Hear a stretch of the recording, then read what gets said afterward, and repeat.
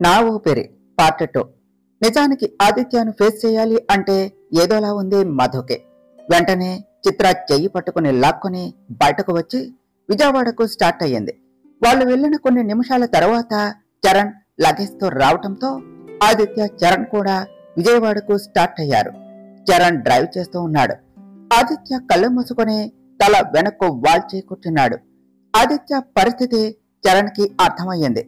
కొంచెం సేపు అలా ఒంటరిగా వదిలివేయటమే మంచిది అని కామ్గా ఉన్నాడు.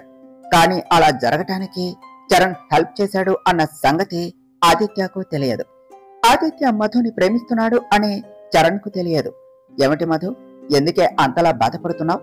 నువ్వు తీసుకున్న స్టెప్ తప్పు కావచ్చు, కానీ అలా తీసుకోవటానికి వెనుక ఉన్న కారణం మాత్రం తప్పు కాదే. నువ్వు అనుకున్నట్టు ఆదిత్య దగ్గర నుండి మ్యారేజ్ ప్రపోజల్ కూడా వచ్చింది కదా అని డ్రైవింగ్ చేస్తూ అన్నది చిత్ర. ప్రపోజల్ వచ్చింది, దానికోసమే కదా ఈ నిర్ణయం తీసుకున్నది. కాకపోతే ఆదిత్య గురించి ఆలోచిస్తూ ఉంటే నాకు భయం వేస్తున్నది. ఇలా జరిగినందుకు ఆయన ముఖంలో బాధ స్పష్టంగా కనిపిస్తున్నది. చాలా అంటే చాలా బాధని అనుభవిస్తున్నాడు. దానికి కారణం నేనే చిత్ర అని ఏడుస్తూ చెప్పింది మధు. మనం ప్రేమించిన వాళ్ళు మన వల్లనే బాధపడితే, మనమే వాళ్ళ మనసు కష్టపెడితే మనకు ఎంత కష్టంగా ఉంటుంది. నీకు తెలుసా చిత్ర, ఆదిత్య దీన్ని తప్పుగా భావిస్తున్నాడు. అందుకే చేసిన తప్పుని సరిదిద్దుకోవాలి అనే ఆలోచనతో మ్యారేజ్ ప్రపోజల్ పెట్టాడు. నిజంగా ఆయన ఎంతలా ద్వేషించుకుంటున్నాడో ఈ విషయంలో అన్నది మధు. అనుకోకుండా జరిగింది అని అనుకుంటున్నాడు కాబట్టి ఆదిత్య అలా అనుకుంటున్నాడు మధు. పైగా తాను మత్తులో కూడా ఉన్నాడు కదా. ఒకటి చెప్పు, నువ్వెందుకు దీన్ని తప్పుగా భావించటం లేదు? ఎందుకంటే నువ్వు ఇది కావాలనే చేశావు కాబట్టి, అది కూడా ఆదిత్య కోసం. కానీ ఆదిత్య విషయంలో అలా కాదు కదా, అందుకే అలా అనుకుంటున్నాడు. బాధ ఉంటుంది మధు, ఉండదు అని నేను అనను. కానీ ఇప్పుడు మీరు పెళ్లి చేసుకోబోతున్నారు. భవిష్యత్తులో ఆదిత్యకు కానీ నీ మీద ప్రేమ కలిగినప్పుడు దీని గురించి తెలిసినా నీ మీద కోపం పెంచుకోడు. ఎందుకంటే ఆ కోపాన్ని నీ మీద పెంచుకున్న ప్రేమ డామినేట్ చేస్తుంది. చేసిందే తన కోసం అయినప్పుడు ఎందుకు కోపం పెంచుకుంటాడు? ఎందుకు అపార్థం చేసుకుంటాడు? నువ్వు దీని గురించి మర్చిపోయి పెళ్లి మీద అలాగే ఆదిత్య మీద ఆలోచనలు పెట్టు. నువ్వు ప్రేమించిన వ్యక్తితో పెళ్లి అవుతుంది మధు, మళ్ళీ మళ్ళీ ఈ సంతోషం రాదు. ఆ ఆలోచనలన్నీ పక్కన పెట్టి ఆదిత్యతో జరిగే నీ పెళ్లిని ఎంజాయ్ చేయి, సరేనా అన్నది చిత్ర. అలా అనగానే మధుకి అప్పుడు కొంచెం ప్రశాంతంగా అనిపించింది. మరోప్రక్క ఆదిత్య మనసులో, అసలు నేను అంతలా పూర్తి స్పృహ కోల్పోయేలా తాగటం ఏమిటి? నేనసలు డ్రింక్ తీసుకోలేదు కదా, కానీ అలా ఎలా? లేకపోతే బై మిస్టేక్ గా డ్రింక్ తీసుకున్నానా? ఆ మత్తులో అసలు అది నా రూమ్ కాదు అని కూడా తెలియలేదు. అక్కడ మధు కనిపించేసరికి నా ఆనందం అంతా ఇంత కాదసలు. అందుకే వెళ్లి హక్ చేసుకుని అలా, మధు నా గురించి ఏమనుకుంటుంది? అసలు చాలా తప్పుగా ఆలోచిస్తుంది కావచ్చు నా గురించి.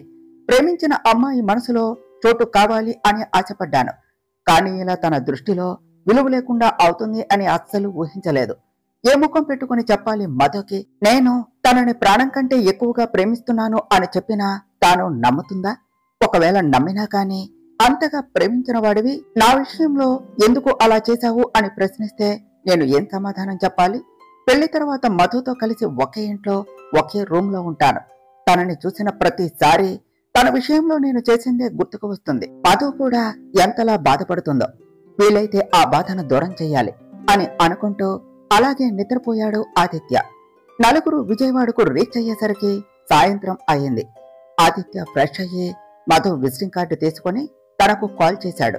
ఫ్రెష్ అయ్యి బాల్కనీలో కూర్చొని ఆదిత్య ఆలోచనల్లో ఉన్న మధు ఫోన్ రింగ్ అవ్వటంతో తన ఆలోచనల నుండి బయటకు వచ్చి కాల్ లిఫ్ట్ చేసి హలో అన్నది. Hello Madhu, this is Aditya అన్నాడు. మాట్లాడటానికి ధైర్యం చాలకపోయినా ఎలాగోలా చాలా కష్టంగా మాట్లాడాడు ఆదిత్య.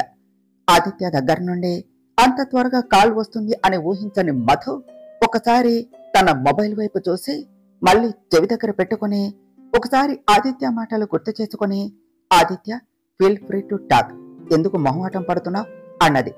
అంత జరిగాక కూడా మధు అంత కూల్ గా అండ్ చనువుగా మాట్లాడేసరికి ఆదిత్యకు ఆశ్చర్యంగా అనిపించింది. ఆదిత్య ఎంతకీ మాట్లాడకపోయేసరికి ఆదిత్య ఉన్నావా అన్నది మధు. ఇంతకుముందు సరిగ్గా గమనించలేదు కానీ మధు అలా ఆదిత్య అని పిలుస్తూ ఉంటే ఆదిత్యకు నచ్చింది.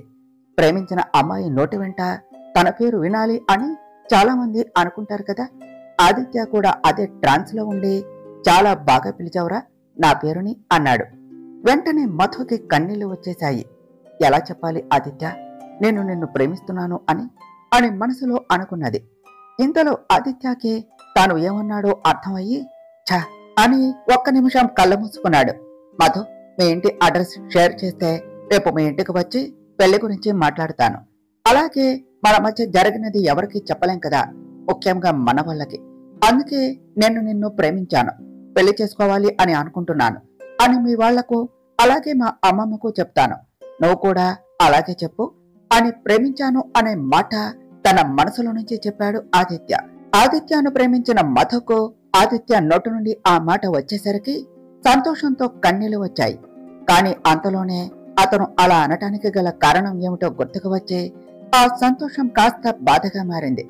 ఏమిటి మధు, ఏమీ మాట్లాడటం లేదు అన్నాడు ఆదిత్య. ఏమీ లేదు ఆదిత్య, నువ్వు చెప్పింది కూడా నిజమే, నేను కూడా మా వాళ్లకు అలానే చెప్తాను అన్నది మధు.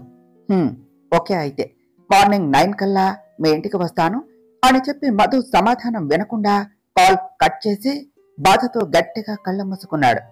అక్కడ మధు పరిస్థితి కూడా అంతే. ఒకరిని ప్రేమించిన విషయం మరి ఒకరికి తెలియదు. ప్రేమించిన వ్యక్తిని పెళ్లి చేసుకుంటున్నా కానీ అది ప్రేమతో కాదు, మా మధ్య జరిగిన చిన్న సంఘటన వలన అని అనుకుంటున్నారు ఇద్దరు. కానీ ఒకరి మనసులో మరి ఒకరిపై అంతులేని ప్రేమ ఉంది అని తెలుసుకోలేకపోతున్నారు. ఇకపై నేను ఎమోషనల్ గా ఉండకూడదు, చాలా స్ట్రాంగ్ గా ఉండాలి. అప్పుడే నేను ఆదిత్యను ఎలాంటి ప్రమాదం నుండి అయినా కాపాడుకోగలను అని తనను తాను స్ట్రాంగ్ చేసుకుని కిందకు వచ్చింది మధు. హాల్లో కూర్చొని ఉన్న తన పేరెంట్స్ దగ్గరకు వెళ్లి, నేను మీతో ఒక విషయం చెప్పాలి అని చాలా మెల్లగా అన్నది మధు. మధు వాళ్ళ నాన్న భాస్కర్ గారు మాట్లాడే లోపే మధు వాళ్ళ అమ్మ కళ్యాణి గారు కల్పించుకొని, ఇప్పుడే నాకు పెళ్లి వద్దు అని తప్ప ఇంకా ఏదైనా చెప్పు వింటా, తెచ్చిన అన్ని సంబంధాలు నచ్చలేదు అంటూ ఉంటే ఇంకా నీకు పెళ్ళయ్యేది ఎప్పుడు, మేము ఎప్పుడు మా కళ్ళారా మా బిడ్డ పెళ్లి చూసేది అన్నారు. మీరు తెచ్చిన సంబంధాలు ఎందుకు నచ్చలేదు అని చెప్పానంటే నేను ఒక అబ్బాయిని ప్రేమించాను అని ఈ మాట చాలా ధైర్యంగా చెప్పింది మధు. ఆ ధైర్యంలోనే వాళ్లకు అర్థమయ్యింది మధు తన ప్రేమ విషయంలో ఎంత స్ట్రాంగ్ గా ఉందో అని. మధు మళ్ళీ మాట్లాడుతూ, ఆ అబ్బాయికి కూడా చెప్పాను, తాను కూడా నన్ను ప్రేమిస్తున్నాడు. అది కాకుండా సంవత్సరం నుంచే మేము ప్రేమలో ఉన్నాం, ఇప్పుడు పెళ్లి చేసుకోవాలి అని అనుకుంటున్నాం. ఆ విషయమే మీకు చెప్దాము అని వచ్చాను. తాను రేపు వాళ్ల ఫ్యామిలీతో పెళ్లి గురించి మాట్లాడటానికి మన ఇంటికి వస్తున్నాడు అన్నది. అబ్బా, ఎన్ని రోజులకు మంచి మాట చెప్పావు, నాకు ఎలాంటి అభ్యంతరమూ లేదు. నువ్వు పెళ్లి చేసుకుంటున్నావు, అది కూడా నీకు నచ్చిన అబ్బాయిని, అది మాకు చాలు అన్నారు కళ్యాణి గారు. అవునరా, ఇన్ని రోజులు ఎన్ని సంబంధాలు తెచ్చినా నచ్చలేదు అంటుంటే నీకు ఇప్పుడే పెళ్లి చేసుకోవాలి అనే ఉద్దేశం లేదు అనుకున్నాను, కానీ ఇలా నువ్వు ప్రేమలో ఉన్నావు అని అనుకోలేదు అన్నారు భాస్కర్ గారు. అవునే, అందరి పెళ్లిళ్లకు వెళ్తూ ఉంటే బాగున్నావా అని పలకరించడం మానేసి మీ పెద్దమ్మాయికి ఎప్పుడు పెళ్లి చేస్తున్నారు అని ఒకటే గోల. ఇప్పుడు అలాంటి వాళ్లకు అవకాశం లేకుండా పోయింది. నేను కూడా నా పెద్దమ్మాయికి పెళ్లి చేశాను అని చాలా సంతోషంగా చెప్పుకుంటాను అని కళ్యాణి గారు అంటూ ఉంటే మధు కామ్గా వింటూ ఉన్నది. సంవత్సరం నుండి ప్రేమలో ఉండి మాకెందుకు చెప్పలేదు అన్నారు భాస్కర్ గారు. అదే డాడీ, నేను లైఫ్ లో సెటిల్ అయ్యాక మ్యారేజ్ చేసుకుందాము అని తనకు చెప్పాను. తాను కూడా నా మాటకు వాల్యూ ఇచ్చి ఇన్ని రోజులు ఆగాడు అని గ్యాప్ ఇచ్చి, తన పేరు ఆదిత్య డాడీ, మీకు తెలిసే ఉంటుంది కదా, బిజినెస్ మ్యాన్ ఆదిత్య, తానే అన్నది మధు. విన్నాను తన గురించి, చాలా మంచి అబ్బాయి. నాకు మీ అమ్మకు అయితే ఎలాంటి ప్రాబ్లము లేదమ్మా, ఎలాగో రేపు వాళ్ళు వస్తారు కాబట్టి డైరెక్ట్ గా ముహూర్తాలు పెట్టుకుంటే సరిపోతుంది అన్నారు భాస్కర్ గారు. సరే డాడీ, గుడ్ నైట్ అని చెప్పి రూమ్ లోనికి వెళ్లిపోయింది. అక్కడ ఆదిత్య కూడా నేరుగా సావిత్రమ్మ గారి రూమ్ లోనికి వెళ్లి, అమ్మమ్మ పడుకున్నావా అన్నాడు. లేదు నాన్న, నిద్ర రావటం లేదు అన్నారు సావిత్రమ్మ గారు. ఎందుకమ్మమ్మ, ఆరోగ్యం బాగానే ఉందా అని సావిత్రమ్మ గారి దగ్గరకు వెళ్లి ఆవిడ నుదుటిపై చెయ్యి వేస్తూ అడిగాడు ఆదిత్య. నువ్వు ఉండగా నాకేం అవుతుందిరా, కాకపోతే నా బాధంతా నీ గురించే అని పూజారి గారు చెప్పిన మాటల గురించి ఆలోచిస్తూ ఉన్నారు సావిత్రమ్మ గారు. ఆదిత్య మాత్రం సావిత్రమ్మ గారు తన పెళ్లి గురించి మాట్లాడుతుందేమో అని అనుకుని, ఇకపై నీకు ఆ బాధ అవసరం లేదు అమ్మమ్మ, నేను పెళ్లి చేసుకోవాలి అని అనుకుంటున్నాను అని సావిత్రమ్మ గారి చెయ్యి పట్టుకుని చెప్పాడు. ఏమిటి నాన్న నువ్వు అనేది అని మెరిసే కళ్ళతో అడిగారు సావిత్రమ్మ గారు. నిజం అమ్మమ్మ అని గట్టిగా ఊపిరి పీల్చుకొని, అమ్మమ్మ నేను ఒక అమ్మాయిని సంవత్సరం నుండి ప్రేమిస్తున్నాను. నా ప్రేమ విషయం ఆ అమ్మాయికి కూడా చెప్పాను. ఆమె కూడా ఒప్పుకుంది. రేపు మనం వాళ్ళ ఇంటికి వెళ్ళాలి అమ్మమ్మ, పెళ్లి గురించి మాట్లాడటానికి అన్నాడు ఆదిత్య. అలాగే నాన్న అని మళ్ళీ ఏదో డౌట్ వచ్చి, వాళ్ళ ఇంట్లో తెలుసా నాన్న మీ ప్రేమ విషయం అన్నారు సావిత్రమ్మ గారు. తెలుసామమ్మ, మనం రేపు పెళ్లి గురించి మాట్లాడటానికి వస్తున్నాము అని కూడా తెలుసు అన్నాడు ఆదిత్య. సంతోషం అని నవ్వుతూ చెప్పి, అంతలోనే పూజారి గారు చెప్పిన మాటలు గుర్తుకు వచ్చి, నాన్న ఆ అమ్మాయి పేరేమిటి అని అడిగారు సావిత్రమ్మ గారు. మధుర అమ్మమ్మ అని తాను ప్రేమించిన అమ్మాయి పేరుని మనసు లోతుల్లో నుండి చెప్పాడు ఆదిత్య. ఆదిత్య చెప్పే తీరులో మధుపై ఆదిత్య ప్రేమను చూసి సావిత్రమ్మ గారికి సంతోషం వేసింది. అలాగే మధుర అంటే ఆ అమ్మాయిది సింహరాశి అని అర్థమయ్యి ఆవిడ ఆనందం రెట్టింపయ్యింది. రేపు వెళ్ళి మాట్లాడేద్దాం. ఇన్నాళ్లకు నా మనసులో ఉన్న కోరిక నెరవేరుతున్నందుకు చాలా సంతోషంగా ఉంది నాన్న అన్నారు సావిత్రమ్మ గారు. ఆదిత్య చిన్నగా నవ్వి, గుడ్ నైట్ అమ్మమ్మ అని చెప్పి తన రూమ్లోనికి వెళ్లిపోయాడు. తన మనసులోని భారం తగ్గటంతో సావిత్రమ్మ గారికి తొందరగానే నిద్ర పట్టేసింది. రూమ్లోనికి వచ్చిన ఆదిత్య టేబుల్ పై తన మొబైల్ కనిపించడంతో చేతిలోనికి తీసుకుని మధు నెంబర్ని మై లైఫ్ అని సేవ్ చేసుకుని తనలో తాను చిన్నగా నవ్వుకున్నాడు. అప్పుడే ఆదిత్యకు మధు దగ్గర నుండి మెసేజ్ వచ్చింది. ఆదిత్య, అమ్మ వాళ్లకు చెప్పాను, వాళ్ళు సంతోషంగా ఒప్పుకున్నారు అని మెసేజ్ సారాంశం. ఆ మెసేజ్ చూడగానే ఆదిత్య పెదవుల మీద ఉన్న నవ్వు మాయమైంది. ఏమిటో ఈ పరిస్థితి, ఇలాంటి ఒక రోజు అలాగే ఇంత కఠినమైన పరిస్థితి వస్తుంది అని అస్సలు ఊహించలేదు. అది కూడా నా మనసుకు నచ్చిన మధు విషయంలో. అసలు ఆ సంఘటన కనుక జరగకపోతే ఈ క్షణం మా పెళ్లి జరిగిపోతున్నందుకు చాలా సంతోషంగా ఉండేవాడని. కానీ ఇప్పుడు మా పెళ్లి జరగటానికి కారణం మా మధ్య ప్రేమ కాదు, ఆ సంఘటన అని గుర్తుకు వచ్చిన ప్రతిసారి మనసుకు చాలా కష్టంగా ఉంటుంది. ఎంతో సంతోషంగా మధుతో జీవితం పంచుకోవాలి అని ఆశపడ్డాను. కానీ ఇలా అంతులేని బాధతో మధుతో జీవితం పంచుకోవలసి వస్తుంది. ఇంతకీ ఈ విషయంలో మధు ఆలోచన ఏమిటి? ఒక ఆడపిల్లగా తన పెళ్లి విషయంలో తనకంటూ కొన్ని అభిప్రాయాలు అలాగే కోరికలు ఉంటాయి కదా, కానీ ఇలా జరుగుతుంది అని అస్సలు ఊహించి ఉండదు అని మనసులో అనుకున్నాడు ఆదిత్య. కానీ ఆదిత్యకు తెలియదు కదా మధు తనను ప్రేమించింది అని, అలాగే తన కోసమే అలాంటి పని చేసింది అని. ఇప్పుడు ఆదిత్య ఏ విధంగా అయితే ఆలోచిస్తూ బాధపడుతున్నాడో అలాగే మధు కూడా అంతే బాధపడుతుంది అని. మరుసటి రోజు, అమ్మ లంచ్ బాక్స్ రెడీ అయిందా, కాలేజ్ కు టైం అవుతుంది అన్నది మధు వాళ్ళ చెల్లెలు నీలిమ. ఇవాళ నువ్వు కాలేజీకి వెళ్ళటం లేదు నీలిమ అన్నారు కళ్యాణి గారు. ఎందుకు, ఏమైనా స్పెషలా అన్నది నీలిమ. అవునే స్పెషలే, ఇవాళ మధు పెళ్లి గురించి మాట్లాడటానికి మీ బావగారు అలాగే వాళ్ళ ఫ్యామిలీ వస్తుంది అన్నారు కళ్యాణి గారు. కానీ ఇంత సడన్ గా ఏమిటమ్మా, అక్క మీరు తెచ్చిన సంబంధాలు ఓకే చేసిందా అన్నది నీలిమ.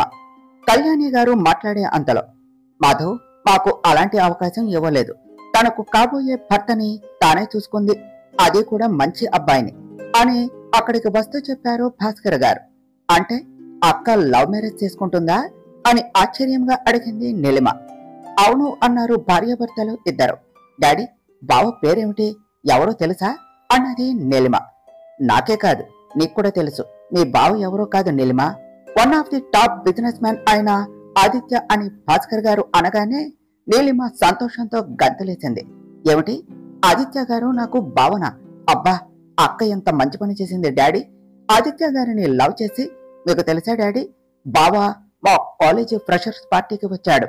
బావకి మా కాలేజీలోనే చాలా మంది లేడీస్ ఫాలోయింగ్ ఉన్నది. బావ అంటే మా కాలేజీ అమ్మాయిలు అందరికీ క్రష్. కానీ ఇప్పుడు ఆదిత్య గారు నాకు బావ అవుతున్నాడు అంటే అస్సలు నమ్మలేకపోతున్నాడు. చాలా సంతోషంగా ఉన్నది అన్నది నీలిమ. నాకు కూడా రా, ఆదిత్య ఎలాంటి వ్యక్తో నాకు కూడా తెలుసు. నిజానికి మేము ఎన్ని సంబంధాలు చూసినా కానీ ఇంతకంటే మంచి సంబంధం అయితే అస్సలు తీసుకుని రాలేము అన్నారు భాస్కర్ గారు. అవును డాడీ, నేను కూడా విన్నాను బావ గురించి అన్నది నీలిమ. మీ సంతోషంలోనే నాకు కూడా అర్థం అవుతుంది. ఆదిత్య ఎంత మంచి వ్యక్తి. అలాంటి వ్యక్తి మధుకి భర్త అవుతున్నాడు అంటే ఇంకేం కావాలి? మధు పెళ్లి ఆలస్యం అయినా కానీ మంచి వ్యక్తితో అవుతుంది అన్నారు కళ్యాణి గారు. అవును కళ్యాణి, సరే మన కబుర్లు తర్వాత, ముందు ఏర్పాట్లు చూడు. నీలిమ, నువ్వు అమ్మకు కాస్త సహాయం చెయ్యి అన్నారు భాస్కర్ గారు. అలాగే డాడీ అన్నది నీలిమ. మంచి నిద్రలో ఉన్న మధుకి తన ఫోన్ మోగేసరికి మెలకు వచ్చింది. స్క్రీన్ పై మై లైఫ్ ఉండటం చూసి ముఖంలో నవ్వు మెరిచింది. ఒకరికి తెలియకుండా మరి ఒకరు అలానే సేవ్ చేసుకున్నారు. కాల్ లిఫ్ట్ చేసి హలో ఆదిత్య అన్నది. మేము స్టార్ట్ అయ్యాం మధు అని చెప్పి మధు సమాధానం వినకుండా కాల్ కట్ చేశాడు. మధుతో తనకు నచ్చినట్టుగా అలాగే చనువుగా ఉండాలి అని ఆదిత్యకి ఉన్నప్పటికీ అలా ఉండలేకపోతున్నాడు. కారణం మనసులో ఉన్న గిల్టీ ఫీలింగ్ వలన. మరియు అలా జరిగిన తర్వాత కూడా చనువుగా ఉంటే మధు తన గురించి ఏం అనుకుంటుందో అన్న మరొక కారణం. ఆదిత్య గురించి తెలియని మధు మనసులో ఈ పెళ్లి తనకు ఇష్టం లేదు అనుకుంటా, ఏదో తప్పదు అనుకుంటూ చేసుకుంటున్నాడేమో అని నిన్న ఇవాళ మధు సమాధానం వినకుండా ఆదిత్య ముఖం మీదనే కాల్ కట్ చేయటం గుర్తుకు వచ్చి అలా అనుకుంటూ బాధపడింది. అంతలో కళ్యాణి గారు కేక వేయటంతో కన్నీళ్లు తుడుచుకొని బయటకు వచ్చింది. ఏమిటే ఇంకా అలానే ఉన్నావు? అవతల ఆదిత్య వాళ్ళు వచ్చే టైం అవుతుంది అని కళ్యాణి గారు అనగానే మధుకి అప్పుడు ఆదిత్య చెప్పినది గుర్తుకు వచ్చి వెంటనే ఫ్రెష్ అవటానికి వెళ్ళింది. మధు ఫ్రెష్ అయ్యి రెడీ అవుతూ ఉండగా బయట కారు సౌండ్ ఆదిత్య వచ్చాడు అని తెలియచేయటంతో సంతోషంగా కిటికీ దగ్గరకు వచ్చింది ఆదిత్యను చూడటం కోసం. కారు దిగిన ఆదిత్య చుట్టూ చూశాడు, మధు కనిపిస్తుందేమో అని. మధు ఆదిత్యను అలాగే చూస్తూ ఉన్నది. బిజినెస్ మ్యాన్ లా కాకుండా ఫ్యామిలీ పర్సన్ లాంటి డ్రెస్సింగ్ తో రావటం మధుని సంతోషానికి గురి చేసింది. అతన్ని అలా చూడటం ఇదే మొదటిసారి. చాలా అంటే చాలా బాగున్నాడు ఆ డ్రెస్సింగ్ లో. వెంటనే మధు మొబైల్ తీసుకుని ఆదిత్యాన్ని ఫోటో తీసింది. అలానే ఆదిత్యాన్ని గమనిస్తూ ఉన్న మధుకి అతను నర్వస్ అండ్ టెన్షన్ గా ఉండటం చూసి నీలిమను పిలిచి ఆదిత్యకు కంపెనీ ఇవ్వమని చెప్పింది. ఆదిత్య పక్కన సావిత్రమ్మ గారిని చూడగానే మధుకి నిన్న రాత్రి ఆదిత్య చెప్పిన మాటలు గుర్తుకు వచ్చాయి. నేను కూడా మా అమ్మమ్మకు అలాగే చెప్తాను అని. మధు మనసులో అంటే ఆదిత్యకు పేరెంట్స్ లేరా అని ఆదిత్య వైపు బాధగా చూసింది. అప్పుడే కళ్యాణి గారు మధు రెడీ అయ్యావా, ఆదిత్య వాళ్ళు వచ్చేశారు అని లోనికి వస్తూ అన్నారు. కళ్యాణి గారి మాటలకు ఈ లోకంలోనికి వచ్చి హా రెడీ అవుతున్నానమ్మా, 10 నిమిషాలే అని చెప్పి అద్దం దగ్గరకు వెళ్లి మధ్యలో ఆపిన తన అలంకరణని మళ్లీ మొదలుపెట్టింది. ఆదిత్యను అలాగే సావిత్రమ్మ గారిని మధు వాళ్ల కుటుంబం గౌరవంగా ఆహ్వానించింది. ఇంట్లోనికి అడుగు పెట్టగానే ఆదిత్య కళ్ళు మధు కోసం వెతికాయి. సోఫాలో కూర్చొని ఇల్లంతా పరిశీలిస్తూ ఉన్నాడు. మధు వాళ్ల ఫ్యామిలీతో ఉన్న పిక్ చూసి ఆదిత్య మనసులో మధుకి వాళ్ళ పేరెంట్స్ అంటే చాలా ఇష్టం అనుకుంటా, వాళ్ళకి కూడా అంతే.